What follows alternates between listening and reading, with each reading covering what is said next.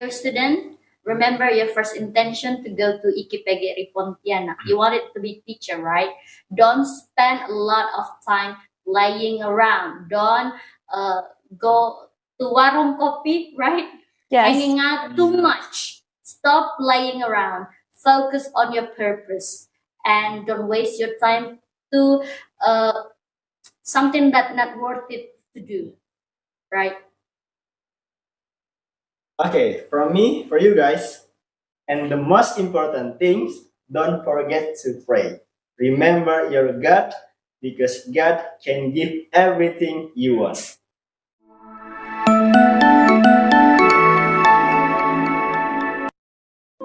Assalamualaikum warahmatullahi wabarakatuh. Halo semuanya, welcome to podcast Laboratorium Prodi Pendidikan Bahasa Inggris IKIP PGRI Pontianak. Bersama saya Alda Fuadia as a host, dan pada podcast kali ini kita akan BSA. Nah, apa itu BSA? BSA adalah Bincang Santai Alumni. Nah, pada Bincang Santai Alumni kali ini kita mengundang bintang tamu yang sangat-sangat luar biasa keren. Of course, alumni dari Prodi Pendidikan Bahasa Inggris IKIP PGRI Pontianak. Dan tentunya sangat menginspirasi untuk kita semua. So, please welcome Kak Trismayanti, Sarjana Pendidikan, dan Bang Azhari, Sarjana Pendidikan. Halo Kak Trismayanti dan Bang Azhari, selamat datang di podcast. Bagaimana kabarnya hari ini? Alhamdulillah. Alhamdulillah. Terima kasih ya Kak ya, Bang ya, sudah datang di podcast pada hari ini. Nah, jadi podcast kali ini kita akan BSA, Bincang Santai Alumni. Jadi kita ngobrol-ngobrol atau berbincang-bincang santai tentang seputar perkuliahan tentunya. Dan pada podcast kali ini kita punya judul yaitu motivasi selesai studi tepat waktu. Nah, mungkin sebelum kita lebih lanjut atau lebih dalam lagi berdiskusi atau berbincang-bincang seputar motivasi studi selesai tepat waktu, kita boleh dong Kak, Bang, kita flashback dulu ya, zaman-zaman masa kuliah atau masa-masa Abang dan Kakak itu waktu jadi mahasiswa. Nah, kita masuk ke pengalaman belajar di bangku kuliah nih, Bang, Kak. Oke, jadi bagaimana sih cerita awal mula bisa memilih jurusan atau program studi pendidikan bahasa Inggris ini? Gimana ceritanya? Boleh Bang Azhari dulu. Oke, baik. Kenapa saya memilih jurusan bahasa Inggris? Itu berdasarkan saran dari orang tua saya dan abang saya. Nah, mengapa mereka menyarankan bahasa Inggris? Karena ada banyak pertimbangan. Seperti lulusan bahasa Inggris ini tidak hanya bisa menjadi guru, tapi bisa juga menjadi guru private, di lembaga private, ataupun jadi translator, ataupun jadi tour guide. Dan juga pun di kampung ini peluang guru bahasa Inggris itu masih besar di kampung saya, karena saya dari kampung. Nah, maka dari itu mereka menyarankan saya untuk mengambil jurusan bahasa Inggris. Nah, itu alasan saya mengapa memilih bahasa Inggris.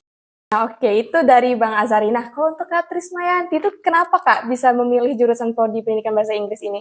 Oh iya, kalau untuk saya itu sebenarnya nggak jauh beda sama Bang Azhari tadi ya, ada faktor-faktor dari orang tua, keluarga, lingkungan. Nah, terutama itu saya memang suka dengan bahasa Inggris itu dari SD. Karena waktu itu saya dengar lagu yang diputar kakak kan, oh kayaknya bahasa ini bahasa apa ya, bahasanya keren banget gitu kan. Kan lagu-lagu dulu itu kan masih MP4 ya, MP3. Nah, lagu-lagu di situ tapi belum tahu liriknya apa sih. Sampai akhirnya lihat video klipnya itu ada apa namanya, conversation gitu. Terus wah, makin tertarik nih dengan bahasa Inggris. Terus selama sekolah itu saya dari SD ambil les bahasa Inggris, memang minatnya di bahasa Inggris. Kemudian pas udah mau kuliah itu nanya sama guru bahasa Inggris, "Ibu, kira-kira kalau saya kuliah ini saya ambil jurusan apa ya?" "Oh, Trisma, kamu sebenarnya bakat di bahasa Inggris. Coba kamu ambil di jurusan bahasa Inggris aja nanti kuliah." Jadi supaya lebih terarah gitu. Jadi awalnya itu karena keren gitu kan bahasa Inggris. Terus memang juga dari dulu tuh udah suka dengan bahasa Inggris ini ya Kak ya. Sehingga kayak sudah menentukan nih, kayak udah tahu mau kemana gitu ya. Keren nih Kak. Nah, itu kan jurusan atau prodinya Kak. Nah, kenapa di IKIP PGRI Pontianak? Pasti punya alasan dong kenapa ngambil jurusan itu di IKIP PGRI Pontianak. Karena ya tadi backgroundnya di keluarga itu semuanya rata-rata guru, jadi ya udah gitu kan, ngikutin aja, pengennya jadi guru juga karena guru tuh keren banget loh guru. Jadi udah pure blood gitu kayak. Yes. Ya, Kalau Bang Sari gimana tuh?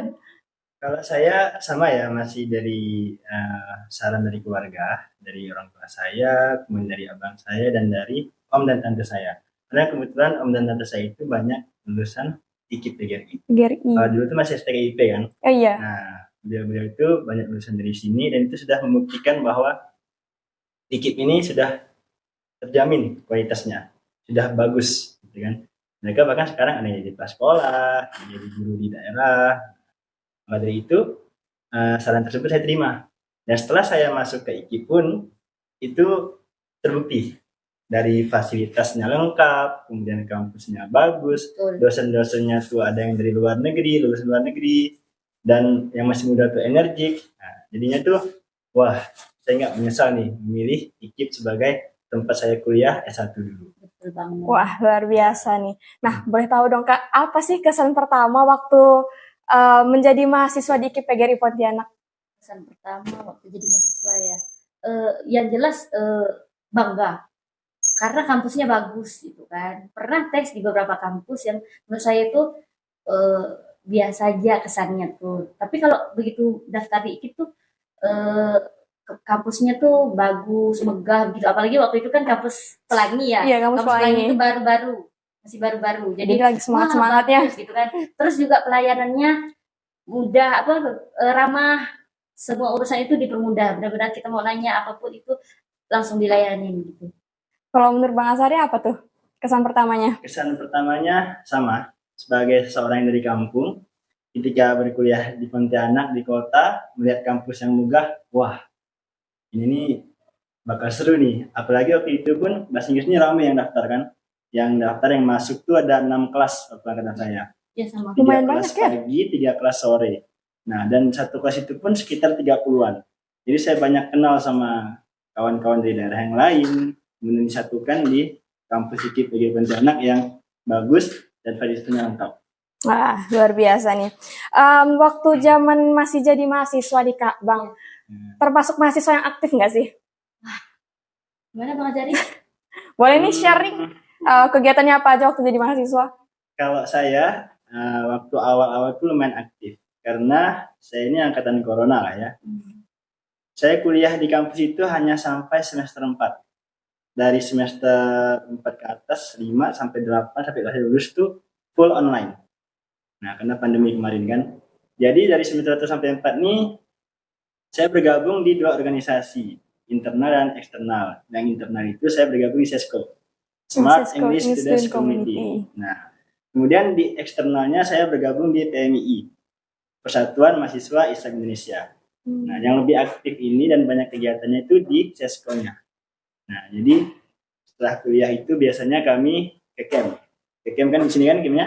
Iya. Nah, kami rapat, kemudian buat event, kemudian pas ada maba, kami mengaspek mereka, aspek prodi khususnya. Nah, itu seru sekali sih menurut saya. Cuman sayangnya ketika semester 4 menginjak ke semester 5 pandemi Covid, jadi sempat vakum. Karena kami semuanya itu bubar, banyak yang balik ke kampung masing-masing. Nah, jadi saya rasa keseruan saya atau pengalaman yang asik, terutama dalam berorganisasi itu ketika dari semester 1 sampai semester 4. Oh begitu. Ya. Berarti cukup produktif ya Bang ya? Lumayan. Lumayan produktif. Nah, Kak Tismayanti gimana nih? Iya, kalau saya sih sebenarnya waktu kuliah itu jadi mahasiswa kupu ya, kuliah pulang. Tapi pas udah semester 3 itu saya kebetulan ikut seleksi kelas akselerasi di ECTC, Education Training Center yang di Singkawang selama 1 semester. Kebetulan lulus, jadi saya 1 semester dihabiskan di ECTC, Poteng. Oh, sangat membanggakan ya kayak. Nah, pastinya di perkuliahan itu atau sebagai mahasiswa nih Kak pasti punya kesulitan dong kan? Banyak tugas dan lain sebagainya. Apa aja sih kesulitan jadi mahasiswa? Kalau saya itu, ya betul kata siapa namanya Alda tadi, waktu kuliah itu banyak tugas ya, kesulitan aja pasti banyak tugas ya namanya mahasiswa itu. Tapi kan gimana kita memanagenya lagi. Jadi selama kuliah memang tugas sih, karena sebenarnya waktu SMA itu kan kita tugasnya nggak begitu banyak kan. Terus begitu masuk ke dunia perkuliahan lah, kok banyak benar tugasnya, terutama menyiapkan presentasi, makalah-makalah, gitu-gitulah. Nah, menarik. Kakak bilang tadi harus bisa memanage kan, Kak? Yes. Boleh dong kasih tips gimana cara memanagenya biar ya mungkin tidak terlalu sibuk dan efektif lah buat mengerjakan semua itu dengan iya. tepat waktu. Iya. Kalau saya sih ya bagaimana saya memanage waktu saya dalam dunia perkuliahan pada waktu itu, saya terus terang bukan orang yang suka nongkrong. Nah, teman-teman saya ini kan banyak yang kalau bahasa orang Melayu kan sepok istilahnya itu kasar itu kayak gitu kan. Karena itu yang namanya kita dari kampung terus kita terjun pula ke kota ini kan. Ke kota pasti itu silau gitu kan. Wah, di Iya. kota ini banyak tempat nongkrong kan. Saya enggak seperti itu. Jadi saya benar-benar walaupun saya hanya mahasiswa kupu-kupu, kalau ada tugas apa segala macam saya hanya perginya ke hotspotan waktu itu kan, belum ada nih kafe-kafe yang gimana. Waktu itu hanya tempatnya hotspotan yang Kayak warkop gitu ya ya. kayak warkop gitu, cuma beli teh gitu kan, tapi konsisten. Jadi setiap hari kalau ada tugas tuh saya selalu pergi ke situ untuk mengerjakan tugas. Misalnya saya targetkan berapa jam saya harus selesai. Habis itu saya pulang kos. Itu setiap hari itu. Nah, tuh teman-teman. Jadi jangan apa tadi Kakak bilang Jangan silau. jangan silau Dengan mata. perkotaan ini ya. Jadi harus bisa memanage waktunya karena kita juga sebagai mahasiswa kan tugasnya apa itu berkuliah. Nah, sekarang Bang Azhari nih. Kesulitan ya seperti Iya. yang saya bilang tadi ya, kalau saya ini melewati 2 jenis pertemuan kuliah, tatap muka dan online. Nah, ketika tatap muka sama kesulitannya itu di tugas-tugas yang dihadapi atau yang didapatkan itu tingkat kesulitannya berbeda lah ya sama ketika masih SMA. Kemudian banyaknya tugas dan banyaknya kegiatan organisasi, jadi itu membuat sebagai sebuah tantangan bagi saya untuk bisa membagi waktu atau memanage waktu seperti yang Kak Tisna bilang tadi. Dan sama, saya pun juga tidak terlalu suka nyantai. Paling nyantai atau nongkrong itu ketika malam Sabtu atau malam Minggu. Nah, jadi ketika tidak nyantai, saya di rumah nugas, gitu kan. Nah, pas ada kegiatan organisasi, saya ikut dan malamnya saya nugas, gitu kan. Nah, sedangkan untuk yang kuliah online, itu saya mendapatkan kesulitan di jaringan. Nah, karena saya tinggal di kampung dan pada saat itu jaringan di kampung saya itu masih kurang stabil. Sehingga ketika ada pertemuan atau Vicon lewat Gmeet atau Zoom itu nggak mampu, putus-putus sinyalnya kan. Nggak ada sinyal ya Bang. Nggak ada sinyal. Dan juga pun mau nugas pun buka Google, kok lama loadingnya, kapan selesai tugasnya gitu kan. Belum lagi ada tugas video Bang ya. Nah, belum tugas video. Jadi cara saya mengatasi itu, saya pergi ke kampung sebelah tempat om dan tante saya. Nah, makanya saya sering di situ, sering nginap di situ, nugas, kemudian kuliah. Dan juga kadang pun saya sering pergi ke kecamatan. Di kecamatan itu ada warkop juga kayak sini, ada tempat hotspot juga. Ya. Nah, jadi saya sering ke sana, nugas, kemudian kuliah. Dan juga pun saya harus membagi waktu dengan membantu orang tua saya. Nah, namun orang tua saya ini melarang saya untuk membantu bekerja jika ada tugas atau ada perkuliahan. Nah, pokoknya orang tua saya bilang, fokus sejak kuliah dulu, kalau misal free atau nggak ada aktivitas lagi, baru boleh bantu mama sama bapak. Nah, saya rasa itu sih kesulitan ketika online, kan. Itu dikendala pada jaringan. Jadi cukup struggle ya Bang ya. Jadi ada Ya. perjuangan di dalamnya Ya, demi berkuliah, apalagi waktu itu masa pandemi, ya. susah sinyal dan lain. Cita-cita ya. Iya. Jadi ketika jadi mahasiswa itu, cita-cita saya itu cukup sederhana aja sih. Itu balik ke kampung bersama dengan orang tua, jadi guru, kemudian dapat membantu mengembangkan potensi anak-anak di kampung saya. Nah, pada saat saya kemarin setelah lulus, saya sempat mengajar di kampung dan saya sempat ingin membuka private. Dan itu antusias anak-anak di kampung itu luar biasa. Nah, dan saya mengerti bahwa mereka itu kemampuannya masih minim jika dibandingkan dengan anak-anak di kota. Nah, tapi walaupun kemampuan mereka minim akan bahasa Inggris, tapi mereka itu sangat-sangat tertarik untuk bisa bahasa Inggris.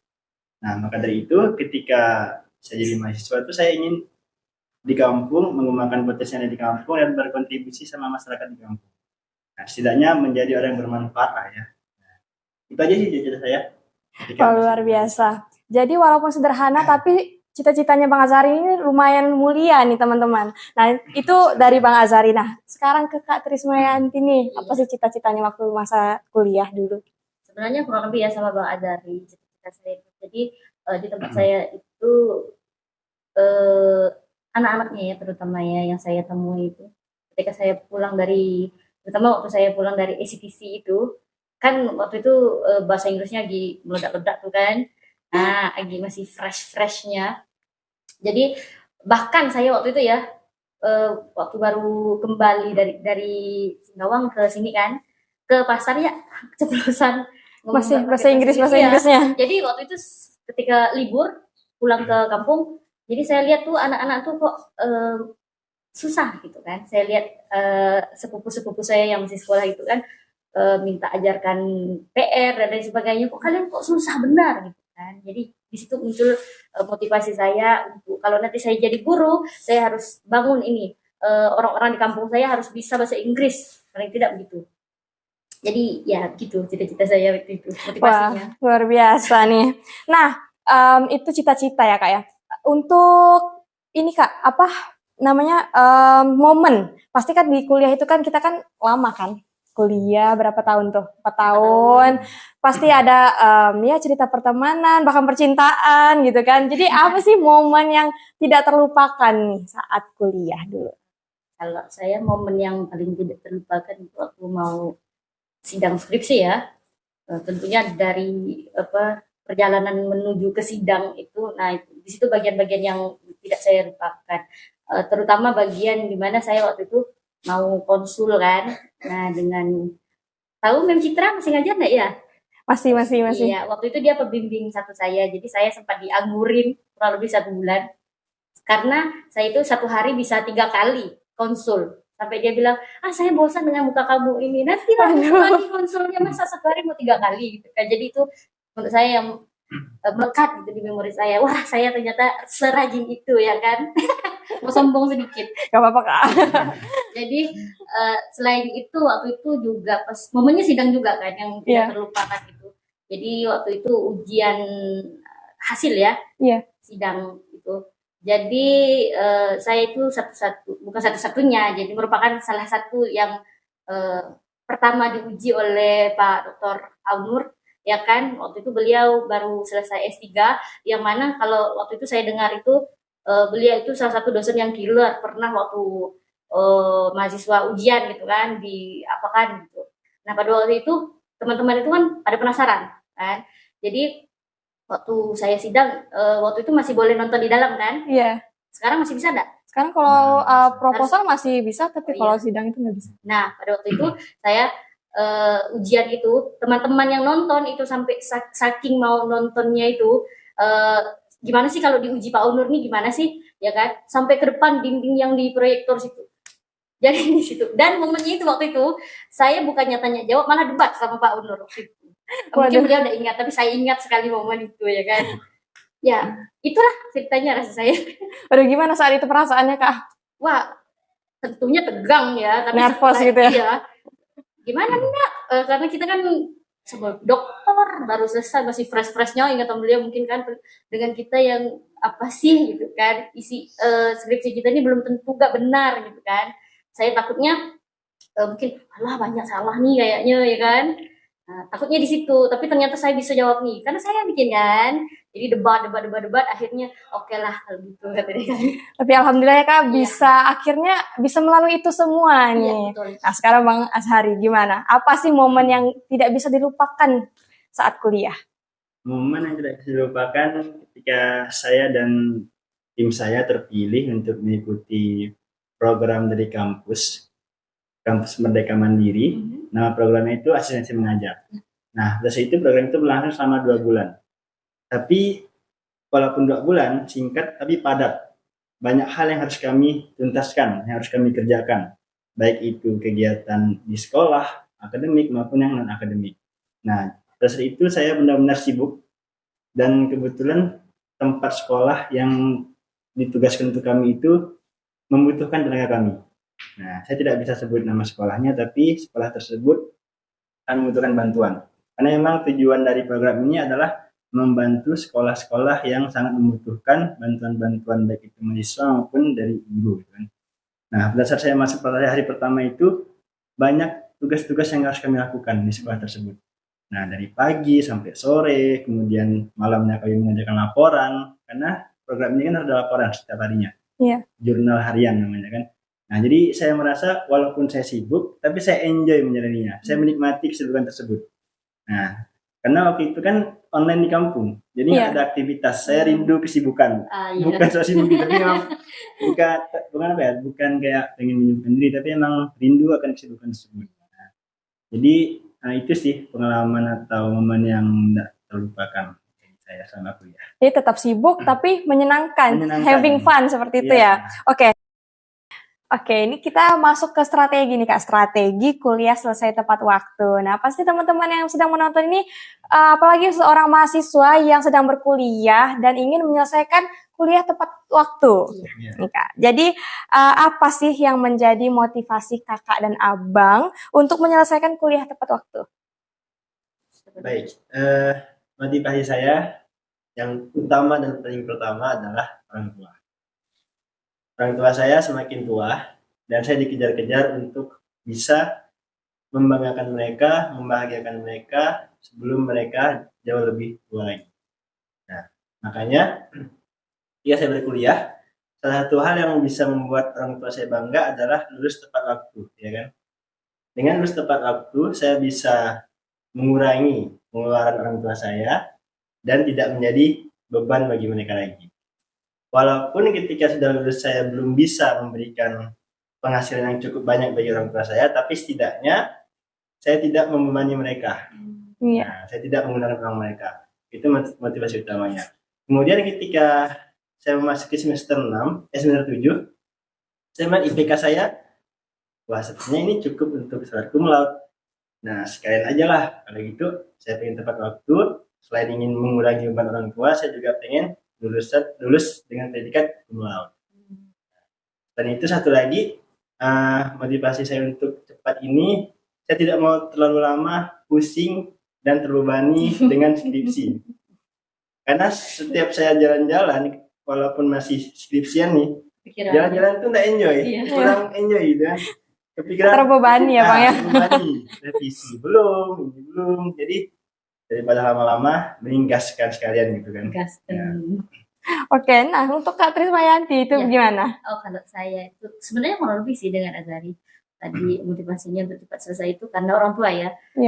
Waktu itu saya dikasih waktu nih sama orang tua, Dok kamu harus selesai sekian tahun karena setelah itu ayah bakal pensiun gitu kan. Jadi otomatis kalau pensiun itu kan perekonomian ya kan. Tadi kemudian saya itu motivasinya supaya pengen cepat selesai itu karena tuh udah mikirnya tuh kalau cepat selesai ini nanti tuh kesempatan tuh banyak datang nanti gitu kan, nggak boleh kalah sama orang, harus cepat-cepat nih gitu. Apalagi kalau waktu itu tuh pembukaan CPNS ya. Iya, pembukaan CPNS itu sayangnya karena saya tadi dianggurin sebulan itu jadi sebenarnya nggak dianggurin juga sih, saya udah capek gitu kan yang tadi cerita gitu kan. Jadi ya udah istirahat dulu kan, ternyata salah ya kan. 1 bulan itu ternyata teman-teman saya udah ngurus formulir pendaftaran CPNS ya kan, udah masuk gitu. Jadi ternyata saya telatnya di situ. Jadi seharusnya ya kan saya juga ikut ngurus waktu mereka lagi sibuk gitu. Karena tuh benar-benar kalau kita cepat selesai kuliah itu banyak sekali kesempatan yang udah nunggu kita tinggal tentukan nih, oh kita mau jadi apa gitu, langsung udah ada semua gitu, dibandingkan yang belum selesai, yang masih belum selesai gitu kan. Mereka tuh masih mikirin yang masih banyak lah istilahnya, masih mikirin ini itu. Sementara kita yang mau cepat-cepat selesai nih, kita mikirnya ke depan nih, oh udah ada yang nunggu nih di depan nih. Begitu selesai ada banyak kesempatan nyodorkan tuh pasti bakal diterima, oh fresh graduate dan lain sebagainya begitu. Kalau boleh tahu nih Kak, kakak ini angkatan berapa dan lulusnya tahun berapa waktu itu? Saya angkatan 2014, lulusnya tahun 2018. Wah, oke. Nah, pastinya dibalik suksesnya bisa kuliah lulus tepat waktu, itu pasti punya tips dan trik nih Kak. Nah, apa sih tips dan triknya itu bisa kuliah lulus tepat waktu? Kalau saya tadi udah dibilang sedikit Iya. dari itu. Jadi harus konsisten nih. Harus konsisten, time management, self management itu paling penting ya. Jadi ketika kita masuk ke sesi ya kan, sesi penyusunan skripsi itu kita harus buat jadwal karena kan nyusun skripsi itu kan enggak dikejar-kejar deadline ya kan sebenarnya dibandingkan tugas-tugas proposal dan lain sebagainya apa namanya presentasi itu kan ada deadline-nya. Kalau skripsi ini kita kan bebas, kita mau kerjanya kapan ya kan. Jadi di situ saya bikin jadwal nih. Pagi jam 7 saya ngapain sampai jam berapa gitu kan. Terus makan, istirahat dan lain sebagainya. Kemudian nanti lanjut lagi nih ngetik lagi ya kan. Iya. Nah, jadi di situ sebenarnya manajemen waktu dan dirinya gitu kan. Dan harus ulet atau rajin ya Kak ya. Harus konsisten. Tuh teman-teman dengerin tuh. Nah, untuk Bang Azhari apa sih tips dan triknya? Tips dan trik ya. Jadi karena emang target saya dari awal kuliah itu pengen lulus tepat waktu. Jadi ketika semester 6 saya sudah merencanakan apa yang akan saya lakukan supaya skripsi saya ini lancar. Nah, salah satunya cari program-program dari kampus, baik itu kegiatan dalam kampus maupun luar kampus yang melibatkan kita. Karena terus terang aja pada saat itu saya bisa lulus tepat waktu dan cepat itu karena mengikuti program dari kampus. Yaitu program kampus merdeka yang mandiri seperti yang saya bilang tadi ya, asistensi mengajar. Nah, teman-teman saya pada semester 7 itu mereka magang dan KKM itu sekitar 4 bulan. Saya dan tim saya yang asistensi ini hanya 2 bulan saja. Nah, di situ saya sudah bisa start duluan daripada teman saya yang lain. Nah, selain itu saya juga mendapatkan kesempatan untuk dibolehkan sempro pada semester 7. Wah. Nah, aturan kampus kita masih ya sampai sekarang ya. Kalau sempro itu semester 8 ya. Iya. Nah, saya dan teman saya bisa semester 7. Dari situ Juristar. Nah, Juristar. Otomatis jarak dari semester 7 sampai ke akhir semester 8 itu kan lama. Pasti saya bisa menyelesaikannya dong, walaupun santai. Nah, itu sudah saya rencanakan dari awal. Kemudian tips lainnya kenali dosen-dosen kita. Kalau bisa kita ini dikenali sama dosen. Tapi dikenali ini bukan dikenali karena kita nakal atau apa ya, tapi karena prestasi lah ya. Seperti kayak banyak mengikuti kegiatan, organisasi dan lain sebagainya.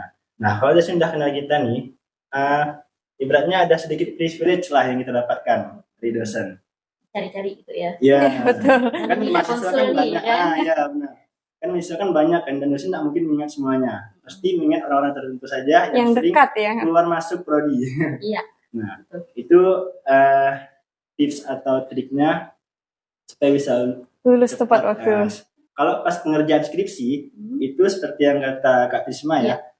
Itu harus ada jadwal, harus pandai memanage waktu. Jadi dalam 1 minggu itu saya harus menghasilkan sesuatu. Saya harus melakukan revisi, saya harus melakukan bimbingan. Walaupun misalnya proses bimbingan ini agak lama sama dosen, tapi setidaknya dalam 1 minggu ini saya harus ada hal yang harus dihasilkan. Jangan sampai 1 minggu ini sia-sia. Nah, karena saya belum mampu tiap hari, makanya saya targetnya 1 minggu. Alhamdulillah dengan menerapkan progres tersebut, diri saya bisa cepat diselesaikan. Nah, jadi Abang tadi ada bilang tuh ikut program. Berarti ikut program dari kampus itu worth it ya Bang ya? Iya, worth it, sangat worth it. Ada banyak privilege juga di dalamnya. Nah, untuk Kakak Tismayanti tadi juga ada menyebutkan konsisten nih. Itu gimana Kak? Tips agar bisa konsisten seperti yang Kakak bilang tadi. Iya, kan kita pakai jadwal ya. Kita tahu, oh hari ini kita ngapain. Jadi ada step-step yang ada di jadwal itu kita ikutin terus juga kita konsisten dengan diri kita, ya kan? Kalau kita malas-malasan dan lain sebagainya itu kan ya pastinya kita tidak akan ada progres. Iya.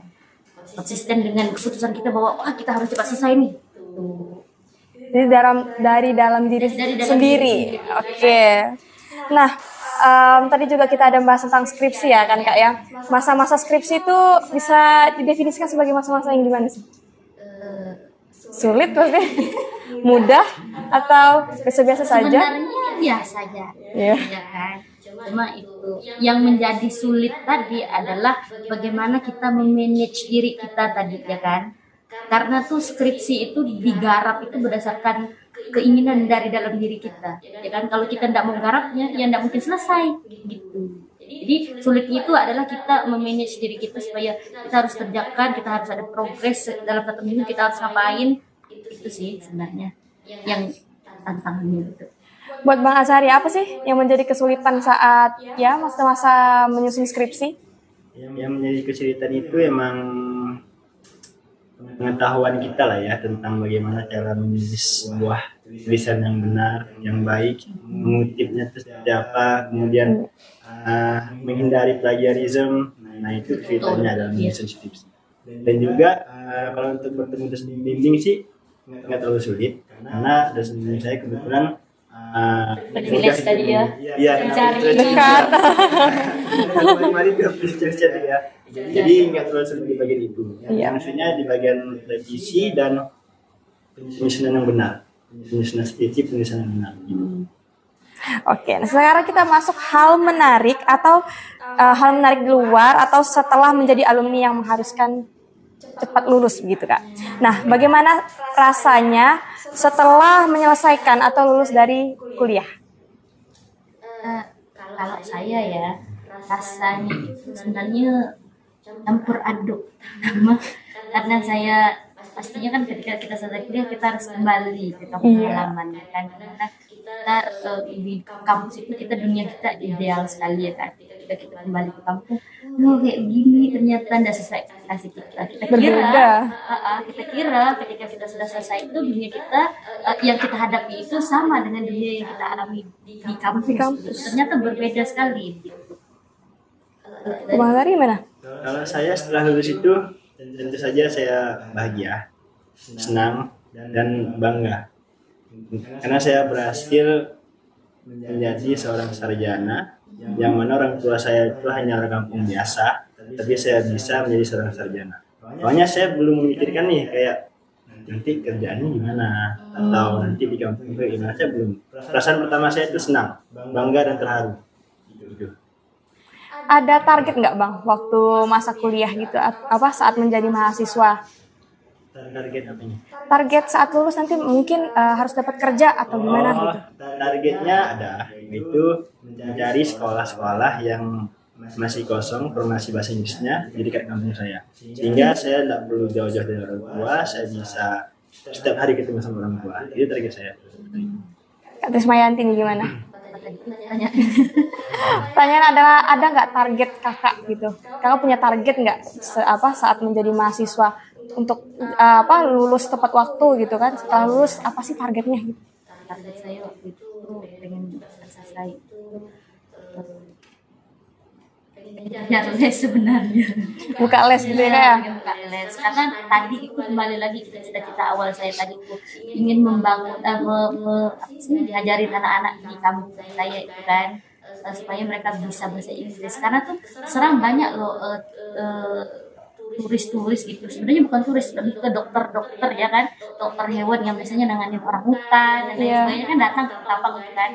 Nah di situ tapi mereka tuh pengen komunikasi tapi sulit karena tidak tahu bahasa Inggris tadi tuh, makanya jadi target saya tuh saya bagus nih kalau buka les kampung itu kan. Jadi peluang ya Kak ya? Iya. Wah menarik nih. Nah itu yang tadi itu adalah target Kak. Nah sekarang apakah ada ketakutan Kak? Atau ketakutan perasaan takut saat menjadi mahasiswa nanti aku lulus tuh bakal kemana ya? Biasanya kan orang bilang kan kayak habis lulus kuliah itu kayak welcome to dunia pengangguran kayak gitu kan. Nah apakah ada ketakutan-ketakutan seperti itu? Ya pastinya ada lah ya, karena tuh ketika kita lulus tuh kita tahu kan tidak cuma kita yang lulus, banyak yang lulus kan, sehingga peluang untuk menjadi guru di misalnya satu sekolah gitu kan direbutkan, jadi takutnya tidak dapat gitu. Wah gimana ya, bisa nggak ya gitu? Bisa nggak ya, bisa kerja, bisa jadi guru, nggak bisa ngajar, nggak nanti ini kalau nggak jadi nggak ngajar itu gimana, bakalan kerja apa sih, itu ketakutannya. Kok Bang Azhari apa nih ketakutannya waktu itu? Sama sih ya, ketakutan kayak nanti kira di kampung ini ada nggak sekolah yang kosong yang kira-kira membutuhkan saya. Kemudian kira-kira selain jadi guru saya pengen kerja apa lagi yang bisa menghasilkan uang. Itu yang pikiran saya. Tapi ketakutan dan kekhawatiran tersebut bisa tertutupi dengan uh, positif thinking kita pada Tuhan. Saya beragama Islam, jadi ketika saya kuliah dan mendekati tamat kuliah itu saya selalu berdoa untuk meminta dilancarkan segala urusan dan diberikan pekerjaan yang terbaik. Nah, karena positif saya tersebut, positif thinking kepada Allah dan selalu berdoa mengharapkan bantuan atau pertolongan dari Allah itu, sehingga rasa khawatir itu tertutupi. Iya. Dan ketika itu terbukti, ketika saya sidang, orang tua saya menelpon bahwa di SMA 1 kecamatan saya itu kebetulan kepala sekolahnya TLT kepala sekolah ini guru bahasa Inggris, dan beliau naik jabatannya di kepala sekolah, jadi formasinya kosong. Nah, makanya saya pun ngebut dari itu. Setelah saya lulus sidang, revisi hanya beberapa minggu, saya langsung balik ke kampung, langsung mengantar lamaran ke sekolah tersebut. Nah, alhamdulillah saya diterima. Nah, jadi saya tidak merasakan yang namanya mencari pekerjaan atau melamar, memberikan CV dan soal segala itu, saya tidak merasakan itu. Dia langsung ada. Langsung dapat kerja gitu. Awal itu pasti ada, tapi itu bisa terbukti ketika kita berdoa dan positif thinking kepada Allah. Oke. Nah, menurut Kak Trismayanti dan Bang Ashari, apa sih yang harus dilakukan setelah lulus setelah lulus dari kuliah atau fresh graduate itu tadi? Apa yang harus dilakukan pertama-tama? Oke. Untuk lulusan atau fresh graduate yang pertama dilakukan itu, kalau kalian butuh hiburan, silakan hiburan dulu. Hiburan dulu kemana? Tenangkan pikiran, menghilangkan rasa stres setelah skripsi berapa lama, itu perlu. Setelah itu jangan terlena, jangan terlalu lama. Silakan sebarkan CV dan surat lamaran kalian ke tempat-tempat pekerjaan yang kalian inginkan. Kalau emang pengen menjadi karyawan atau pekerja. Iya. Kalau pengen jadi pengusaha, silakan memulai usaha langsung. Kalau perlu dari mahasiswa itu sudah memulai. Itu kalau pengen jadi pengusaha. Kemudian saya kemarin sempat dapat suatu nasihat dari dosen saya. Beliau pernah bilang begini. Waktu itu saya lulus kuliah, kata dosen saya kan. Iya. Saya melamar atau menyebarkan surat lamaran itu ke kurang lebih 30-an tempat pekerjaan yang saya inginkan. Kira-kira itu salah atau benar? Beliau menanyakan kepada kami. Kami jawab, benar Pak. Tapi beliau bilang itu masih salah. Karena teman saya, dia menyebarkan CV dan lamarannya itu ke 1.000 lebih tempat pekerjaan. Waduh, banyak tuh. Sampai gaji orang tuanya itu habis untuk beli print soal amaran, materi dan Perluan mendaftar itu tadi ya? Dan itu baru benar kata beliau. Karena dengan banyaknya kita menyebar soal amaran tersebut, kita yang memilih pekerjaan, bukan pekerjaan atau perusahaan yang memilih kita. Karena dari banyaknya soal amaran ini pasti ada dong beberapa yang diterima. Iya. Mungkin semuanya gagal gitu kan. Nah, itu menurut saya sangat inspiratif sekali ya, bahwa sebagai fresh graduate ini kan masih muda, kan masih banyak peluang dan tenaga untuk melamar ke tempat pekerjaan manapun. Dan kalau misalnya ingin cepat bekerja itu jangan pilih-pilih tempat kerja. Iya. Nah, apa yang didapat syukuri, laksanakan. Kalau misalnya masih tidak bertentangan dengan agama atau dengan orang tua, jalani aja. Gitu sih. Kak Trismayanti bagaimana? Kalau menurut saya itu yang perlu dipersiapkan sebagai lulusan yang akan lulus itu kan, perlu mempersiapkan social skill, ya kan? Karena dunia kampus dan dunia nyata itu beda sekali, ya kan? Takutnya, ya kan? Lulus itu kita tidak bisa beradaptasi, karena itu merupakan salah satu pengalaman saya ya sebenarnya. Jadi saya banyak belajar setelah lulus kuliah, di mana waktu kan dulu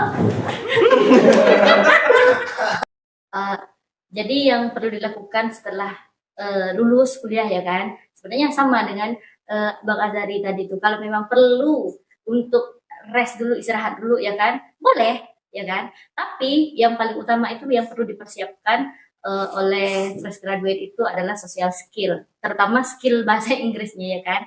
Dan itu social skillnya tentu saja skill bernegosiasi, berkolaborasi dengan orang lain, ya kan. Karena di dunia nyata itu kita tidak bisa diiyakan oleh semua orang. Kadang-kadang kita juga ditidakkan, yang mana bakalan menyakiti kita, ya kan.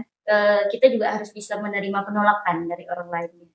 Jadi bisa dibilang harus prepare ya, mental dan lain sebagainya. Mental, ya, menarik. Apa ada lagi, Kak? Ya itu tadi social skill. Terus skill bahasa Inggris ya kan, karena lulusan bahasa Inggris. Ya, masa nggak bisa bahasa Inggris ya, Kak ya? Kan kebanyakan ini kan saya ketemu nih sama biasanya junior, mungkin nggak tahu dari kampus mana ya kan. Ketika saya bahasa Inggris ya, terus saya coba komunikasi lewat bahasa Inggris, karena jujur saya juga bahasa Inggrisnya udah broken ya kan, karena tadi faktornya tidak punya partner dalam practice. Menyalurkan itu. Iya, karena bahasa Inggris kan perlu practice tuh. Nah di situ jadi ya itu tadi. Oke, nah menurut abang dan kakak nih, apakah penting untuk langsung mencari kerja saat kuliah? Tadi kan sudah sedikit terjawab ya, tapi apakah penting gitu? Apa lebih spesifiknya seperti itu? Sebenarnya penting ya, karena begitu selesai kuliah itu kan masih fresh-freshnya apa yang kita pelajari itu tuh kan. Jadi semakin cepat kita menerapkan, jadi ilmu yang udah kita dapat itu semakin cepat terdistribusi ya, begitu ya kali bahasanya ya. Jadi di situ kita jadi yang udah kita pelajari itu cepat kita salurkan. Amalkan. Betul sekali. Sehingga ketika kita mengajar ilmu-ilmu, karena banyak juga ya kan guru-guru bahasa Inggris yang saya temui ya kan selama dalam dunia kerja itu, mereka juga sudah banyak yang tidak tahu, materi-materi pembelajaran itu banyak yang tidak tahu. Nah, sebagai fresh graduate tentu harus cepat-cepat nih ilmunya harus disebarkan. Menurut Bang Ansari gimana nih? Saya setuju dengan apa yang dikatakan Isma. Cuman itu tergantung ke kebutuhan masing-masing lah ya. Mungkin ada yang orang tuanya berada sehingga dia pengen mencari pengalaman lain atau menambah keahlian dia, kemampuan dia, keterampilannya gitu kan. Misalnya dengan mengikuti training, dengan mengikuti kursus, atau mengikuti seminar dan lain sebagainya. Atau dia lagi pengen menyiapkan mental dia gitu kan. Kan ada beberapa orang yang mentalnya tuh harus disiapkan dulu sebelum dia memasuki dunia kerja. Menghadapi itu butuh waktu kan. Nah, takutnya nanti ketika dia masuk dunia kerja, dia shock, kemudian dia bermasalah dengan rekan kerjanya dan sebagainya. Nah, itu kan nggak bagus juga. Betul. Jadi tergantung sama kebutuhannya. Kalau emang kebutuhannya harus cepat bekerja, harus cepat, harus segerakan, gitu kan? Jangan dilama-lamakan. Apalagi yang masih jadi beban orang tua. Nah, jadi orang tuanya punya kelebihan harta, itu nggak masalah. Tapi kalau orang tuanya seperti saya, nantinya biasa-biasa aja, saya harus cepat untuk mencari pekerjaan. Kalau yang kelebihan harta itu mungkin bisa lanjut kuliah lanjut lagi S2. Privilege lagi gitu ya Bang kayak. Dan kebutuhan masing-masing lah. Ya, jadi masing-masing tuh punya caranya dan jalannya masing-masing gitu ya. Oke, sekarang kita masuk ke pekerjaan nih Kak. Sekarang Kak Trismayanti sama Bang Azhari ini bekerja sebagai apa sih? Kalau saya sebelumnya pernah mengajar di salah satu sekolah vokasi di kampung saya kan. Tapi sekarang saya statusnya kembali lagi menjadi mahasiswa gitu. Mbak Azhari bagaimana? Sama ya. Seperti itu ketika saya kuliah, saya selesai sidang, saya langsung mengajar sekitar 1 semester. Kemudian ada pembukaan PPG, prajabatan, dan kebetulan itu beasiswa. Dan saya tertarik untuk mendaftar dan alhamdulillah lulus. Dan jadi sekarang status saya masih sebagai mahasiswa juga. Wah, luar biasa. Boleh dan kasih tepuk tangannya. Sungguh keren dan luar biasa. Nah, untuk teman-teman yang sedang menonton pasti juga punya pertanyaan nih Kak. Apa sih PPG itu? Nah, boleh dijelasin apa itu PPG, Bang, Kak? Oke, baik. PPG ini sama seperti sekolah kesehatan yang lainnya seperti perawat dan apoteker. Itu profesi ya. Nah, seperti namanya, yaitu PPG, kepanjangannya Pendidikan Profesi Guru. Nah, PPG ini ada 2 jenis, PPG dalam jabatan dan prajabatan. Nah, untuk yang dalam jabatan ini dikhususkan bagi guru-guru yang sudah masuk Dapodik. For your information, Dapodik itu adalah data pokok pendidik. Nah, ketika kita mengajar di sekolah, baik itu sebagai honor atau PNS, selama 3 tahun itu kita langsung masuk ke Dapodi, terdaftar sebagai pendidik resmi pemerintah atau negara. Nah, untuk ketiga tahun jabatan ini, dia khususnya dikhususkan untuk yang guru-guru yang sudah masuk Dapodi. Nah, dan untuk prajabatan, ini dikhususkan untuk guru-guru yang tidak masuk data Dapodi atau fresh graduate. Bahkan dari jurusan lain pun bisa ke PPG prajabatan, selagi itu linear. Nah, kemudian untuk durasi, perbedaan durasinya, PPG dalam jabatan ini selama 3 bulan, dan PPG prajabatan dilakukan selama 1 tahun. Nah, itu sekilas info tentang PPG. Mungkin Kak Trismayanti mau menyampaikan seputar PPG, ya menambahkan. Udah cukup. Oke, nah. Statusnya sama kami, sama PPG juga. Oke, nah pastinya ada persiapan ya untuk mengikuti tes PPG atau seleksi PPG itu. Nah, apa sih persiapan dan apa saja yang harus disiapkan? Yang pertama kita harus belajar, ya kan? Karena PPG ini melalui banyak sekali tahapan tesnya, mulai dari administrasi, kemudian substantif, ya kan? Wawancara. Jadi kita perlu belajar dan juga perlu pengetahuan umum, ya kan? Karena kita dari bahasa Inggris, yang perlu kita pelajari adalah pembelajaran bahasa Inggris, terutama di grammar, reading, dan lain-lain, ya kan? 4 skill bahasa Inggris. Kan? Nah, jadi kemudian juga diperlukan persiapan pengetahuan seputar pendidikan, pedagogi. Nah, di situ. Yang mana kebetulan saya kan udah pernah mengajar, jadi sedikit banyak pengalaman, ada tahulah gitu. Jadi di situ persiapannya sudah ada. Kemudian ya saya juga belajar waktu itu ya sebelum tes substantif, belajar enggak? Belajar. Tapi kurang maksimal sih. Iya kan? Karena waktunya mepet. Dan pada saat itu kita bekerja. Jadi saya mengajar di SMA itu dari pagi sampai jam 2, dan itu kadang saya satu hari itu bisa 6 jam full tanpa istirahat. Istirahatnya itu hanya pas istirahat sekolah, istirahat kelas gitu kan. Datang ke rumah itu udah capek. Capek, kemudian malamnya mempersiapkan lagi untuk pertemuan besoknya. Jadi waktu untuk belajar itu singkat. Nah, untuk mengatasi capek dan singkatnya waktu itu, saya belajar itu lewat YouTube. Nonton di YouTube tentang soal-soal apa segala. Tapi sayangnya apa yang saya tonton itu tidak keluar pas tesnya. Kalau saya beda lagi, saya semua yang dipelajari itu keluar. Wah. Gantung nasib juga ini Kak Bang. Ya, kuncinya ya kenapa tadi kan, karena kita ketika kita mengingat sesuatu itu kita harus berdoa dan minta pertolongan Tuhan. Jadi alhamdulillah bagus juga ternyata, walaupun apa yang dipelajari tidak sesuai dengan pas tesnya. Nah, kemudian yang kata cuma tadi pengalaman ya. Nah, pengalaman itu penting sekali, karena pada saat wawancara kita ditanya nih, pengalamannya apa? Terus bagaimana Anda bekerja sama dengan rekan kerja Anda dan sebagainya. Nah, itu bahkan pada saat itu ada yang melarang untuk menceritakan pengalaman ketika PPL atau magang di kampus. Jadi harus menceritakan pengalaman di masyarakat ketika sudah lulus gitu kan. Nah, jadi pengalaman itu penting. Bagi kalian yang ingin daftar PPG ini, saya sarankan kalau misalnya masih ada waktu untuk bekerjalah dulu. Cari pengalaman. Cari pengalamannya. Nah, biar ada modal untuk dites wawancaranya. Iya, karena berat sekali loh. Wah, untuk tesnya aja berat. Jadi kita benar-benar perlu mempersiapkan. Berarti itu salah satu kesulitannya juga ya, Kak, Bang ya. Mungkin selain itu apalagi kesulitannya saat ya mungkin persiapan atau saat mengikuti atau seleksi ikut PPG itu?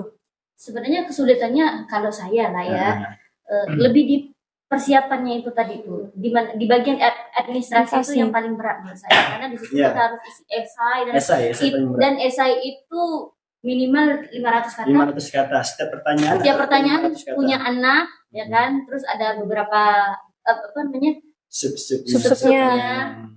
Nah, di situ menurut saya. Saya tuh kemarin mengisi esai itu sekitar 1 minggu. Saya 1 bulan loh. Iya, beda-beda jadinya ya. Oke, mengapa memutuskan untuk ikut PPG, Kak? Bang? Kalau saya sebenarnya memang setelah lulus kuliah waktu itu kan tahun 2018 sudah cari-cari, memang ingin untuk lanjut ke PPG. Karena saran juga dari orang tua sebenarnya.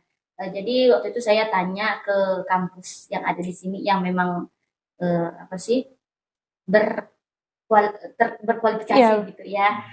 Ternyata belum buka untuk yang prajabatan. Yang ada cuma dalam jabatan, itu pun sudah lewat kalau tidak salah. Nah, jadi ya tadi motivasinya ikut PPG itu karena saran dari orang tua. Kemudian juga PPG ini tuh menjanjikan kita sebagai guru ya kan, untuk menjadi guru yang bukan berarti guru yang tidak PPG itu tidak profesional, Iya, tapi membekali kita lagi supaya lebih profesional. Lebih profesional. Nah, menurut Bang Azhar ini bagaimana nih? Waktu itu motivasi saya ikut PPG, saya emang waktu pas kuliah itu ada cari-cari info kan. Karena ada dapat saran dari om dan tante saya bahwa kalau mau cepat jadi ASN, ini kan ketika kita jadi guru kan pengen jadi ASN lah ya cepat Iya, ya. pastinya. Nah itu salah satu jalan ninjanya itu ke PPG. Jadi Curi start tadi ya. Ya, cuman saya mikir lagi nih, masa saya habis kuliah langsung lanjut PPG lagi, apalagi biaya PPG ini mahal ya kalau bayar. Itu satu semester itu bisa 8,5 juta, 2 semester udah 17 juta. iya. Itu sangat besar beban orang tua kita untuk membayar akta ulang tersebut. Jadi saya rest dulu, kemudian tapi walaupun saya pengen rest dulu, saya juga pengen cari info, penasaran tentang PPG. Ternyata ada buka PPG model baru dan beasiswa. Nah, disitulah saya tertarik untuk mendaftar, dan juga pada saat itu pun saya masih rindu dengan suasana kuliah. Iya. Rajin belajar. Rindu suasana kuliah itu rindu ketemu sama kawan di Iya, kelas, betul. kemudian mendengarkan dosen menjelaskan materi. Karena pada saat jadi guru itu, saya bosan rasanya mengajar. Saya tuh pengen juga diajar lagi gitu kan. Iya. Karena saya belum puas kuliah. Vibes-nya yang bikin rindu ya Bang ya. Karena saya kuliah kan hanya 2 tahun kuliah di kelas, di kampus gitu kan. Sisanya tuh online. Online karena pandemi itu tadi ya. Pandemi. Jadi saya belum puas merasakan menjadi mahasiswa, makanya saya ingin ikut PPG. Kemudian tertariknya itu karena manfaat-manfaat yang didapatkan setelahnya, seperti mendapatkan sertifikat pendidik untuk mendaftar ASN dan dapat afirmasi poin. Nah, itu yang saya kejar gitu kan. Ini itu sih yang membuat saya tertarik. Oke, jadi juga banyak manfaat atau keuntungan ya dalam mengikuti PPG itu tadi, karena sudah banyak obrolan tentang PPG itu. Ya, masih seputar PPG sih nih Kak. Jadi saat PPG itu apa saja yang dilakukan? Kegiatan itu seperti apa atau bagaimana kuliahnya? Kuliah PPG ini blended ya. Ada online dan ada offline.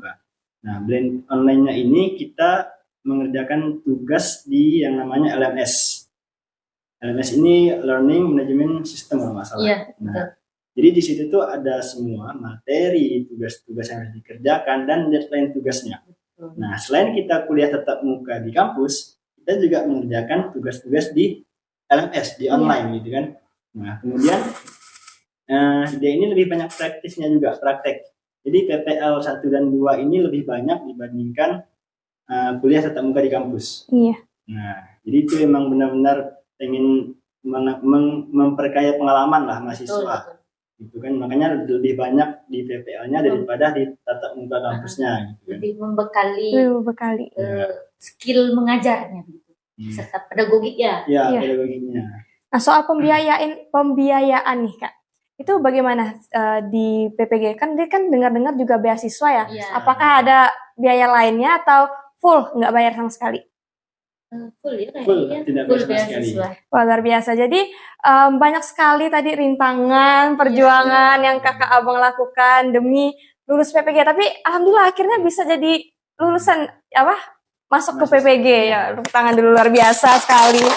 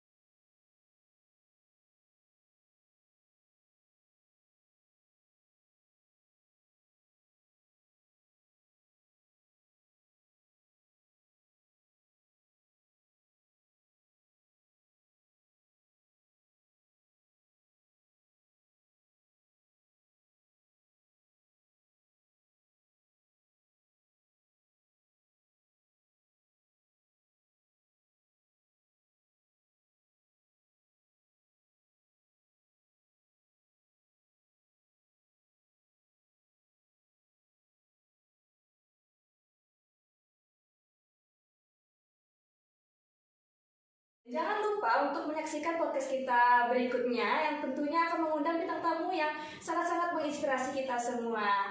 Baik, saya Alda Fuadiah undur diri. Wassalamualaikum warahmatullahi wabarakatuh. See you on the next podcast. See you.